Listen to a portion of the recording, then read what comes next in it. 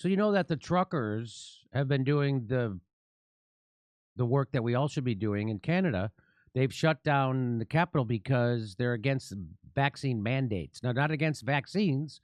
They're against a medical procedure being mandated by the government and then being tracked forever.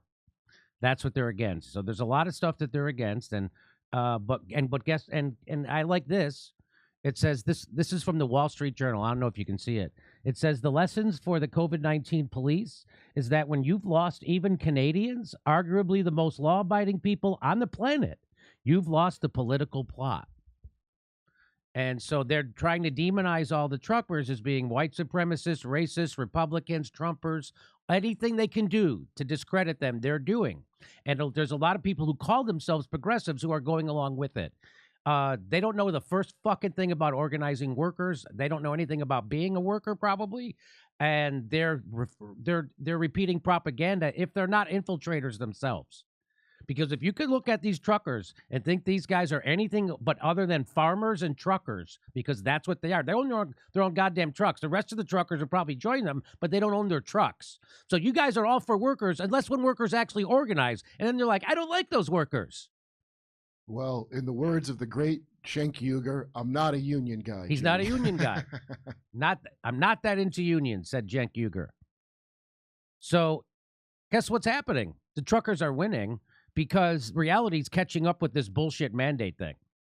Because if you listen to the show, they don't tell you this everywhere else, but everyone you know is likely to get COVID. You and everyone you know, no matter how many masks you wear, no matter how many vaccines you take, you and everyone you know is likely to get COVID anyway. So that's why mandates don't make any sense. Why are they doing that? I don't know. The time has come. This is from the Premier of Alberta. And he says the time has come to lift COVID-19 health restrictions in Alberta and begin getting back to normal.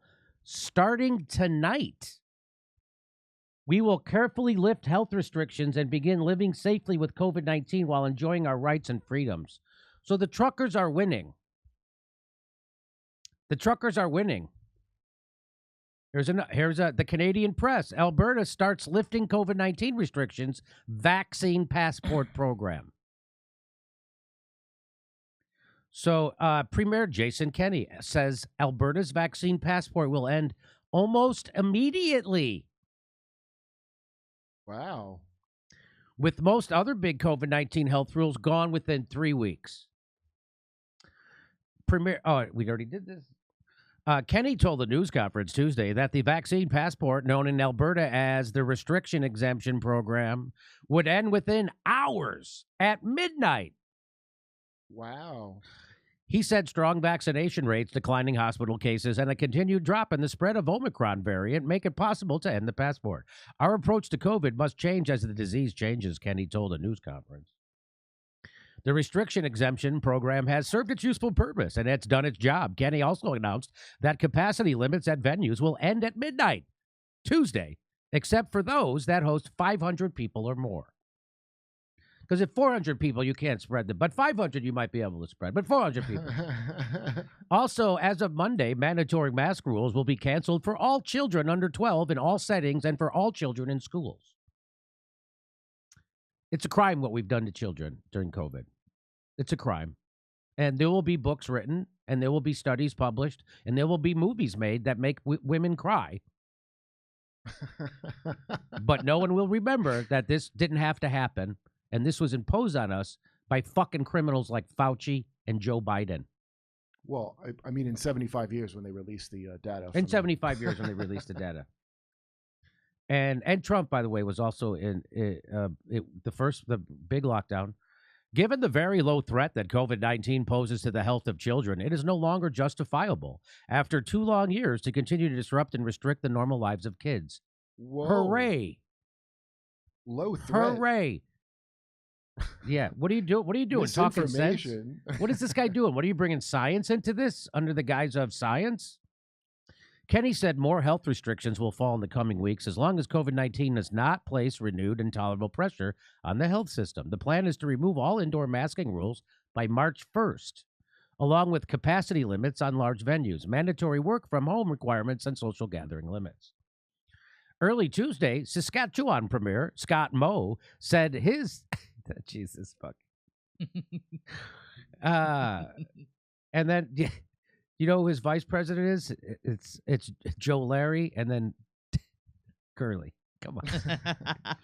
Scott Moe, Larry, and Curly said his government will begin lifting all of its pandemic public health orders in a phased approach starting Monday with the removal of its vaccine passport policy. So that's 2 huge provinces in Canada, eh? That's Alberta, eh? And Saskatchewan, eh? Which I've been to both. I wonder what corporation lost that contract, because that was probably a big setup, you know? Like, yeah. To initiate that's like a... I mean, that's what I think. That's what I think. Yeah. So I remember I was in Saskatchewan. I did a tour of Saskatchewan, which is very rural. And I started off in Regina at the casino. And then, I tried to play, like the joke that I tell is I tried to play all the places in Saskatchewan that rhymed with the female genitalia. I played Regina, Melvina, and then Lunt. So anyway, that's my joke. I'm going to be in Winnipeg. Are you? March 24th. You're going to be at Rumors? 26th. Yeah, Rumors. Where's Winnipeg? Is that a city? That's a city. Winnipeg is a city, sure. Is it Alberta? Or... I don't know where. It's in Canada, eh? That's all I know, really. I think it's in, I don't know. I would just be guessing. I've been there a bunch of times. I have no idea what else. If you spend any time in Canada, I mean, the people there are overwhelmingly not, like if they have a protest, what I always liked about it, even when I would do rooms where they were like, I could tell they were like far whatever, be like super left, where you think they're going to be upset about jokes that are, never like, they always would hear you out. Like every time, because somebody's Canada, they'll, like, I don't know if it's their attention span, but they'll sit and hear you out. Like they're not that reactionary. Yeah, right. So let's get so that's at Saskatchewan, Alberta, Saskatchewan's mask mandate and requirement for people to self-isolate if they test positive for the virus will be gone by month's end. Quebec also said Tuesday it would see most restrictions lifted by March 14th, and Prince Edward, Prince Edward Island announced, I thought it was somebody named Prince Edward, and Prince Edward Island announced a phase plan to end most measured by early 18. So that's Quebec. And Canada is not Canada without Quebec. Quebec is not Quebec without Canada. I used to tell them, like, why do you guys fight? Why does Quebec fight with, like, can't you guys bond on what you have in common? Like, you're all Canadian. None of you can speak French properly. All right, keep going. Earlier Tuesday, RCMP Deputy Commissioner Curtis Zablocki said efforts to tow away massive rigs and tractors at Coutts Alta have been hampered because tow companies don't want to get involved. So those trucks aren't going to be towed. Because tow companies are like, fuck you. I'm not doing that. These are our customers. Zablocki said the goal is to end the standoff peacefully, but he said investigations and charges will be pursued even after the protest ends and the roads are cleared, because we got to make sure that workers don't ever get this fucking idea in their head again. Willett said he doesn't know what the reaction is going to be among the people who are protesting to this new lifting of mandates, but he doesn't expect any immediate disbanding of those at the border or those protesting at the checkpoint north of the village. So I guess the truckers are going to stay on the job until this is actually implemented and it's nationwide. So we'll see, but it looks like the truckers are winning and reality is winning, because we've been telling you since last summer that everyone you and everyone this is before Omicron, we were telling you this, is likely to get COVID. You know why we were saying that? Because that was the case. And now Omicron is so contagious, they can't deny it anymore. So now, at the end of January, early February, Fauci and the FDA are now also saying that, even if you're vaccinated, you're probably going to get COVID. Everybody's likely to get COVID. Yeah, turns out, yeah.